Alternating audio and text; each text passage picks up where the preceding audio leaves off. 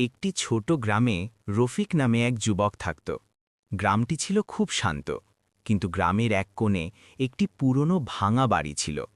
সবাই বলতো সেই বাড়িতে নাকি ভূত থাকে, তাই সন্ধ্যার পর কেউই ওই বাড়ির কাছে যেত না।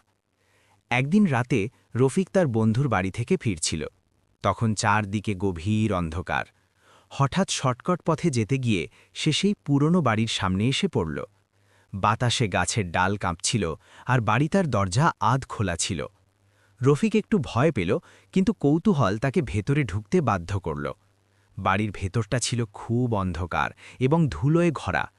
হঠাৎ সে শুনতে পেল অদ্ভুত এক শব্দ, যেন কেউ ধীরে ধীরে হাঁটছে।